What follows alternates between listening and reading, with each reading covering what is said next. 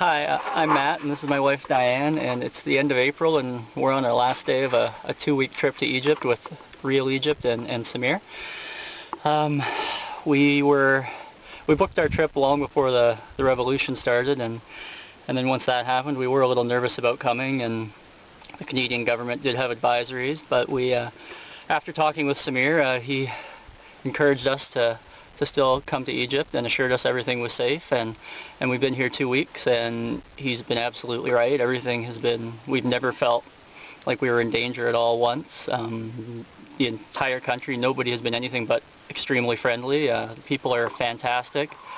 Samir, Mohammed, Mahmoud, the guides that we've worked with have been absolutely phenomenal and have done anything we could ask for and more. We learned about Samir through TripAdvisor, and he was rated very highly there. So we had high expectations for him, and he has done nothing but exceed those expectations. So we highly recommend coming to Egypt. It's safe.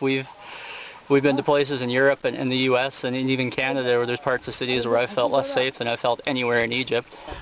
We did a variety of things in Egypt. We spent 5 nights in and around Cairo. We were a little that was the one part we were most unsure about, given that's where most of the revolution and the protests happened. But Cairo was amazing. It was beyond our expectations. The pyramids, you think you have an idea of what it's going to be like at the pyramids, but it's still absolutely awe-inspiring and amazing when you see it in person. We did a Nile cruise after that from Luxor down to Aswan, and Abu Simbel was really amazing to see. We went up to the Mediterranean coast. We went down to Siwa, which is an oasis in the western desert. Not forgetting that it is so close from Libya. Siwa, as Samir keeps reminding us, is about 30 kilometers from the Libyan border, but even that has not been a problem.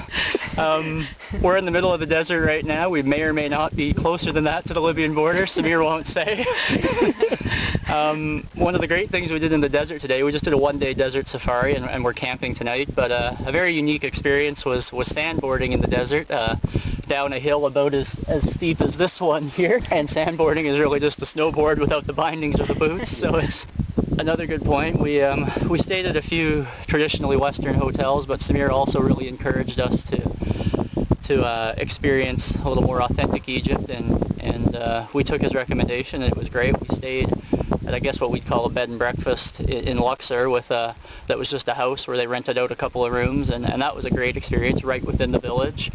And then one night in Cairo we stayed right inside the medieval city, and that was at Le Riad, which is a great hotel, and the location was fantastic. It was a really neat experience to see that traditional side of Cairo culture. If you're ever thinking about coming to Egypt, highly recommended. It's a fantastic country. We would come back again, and Samir has been an absolutely fantastic guide. So it's our last day, and we're sad to leave, but thank you for everything, Samir.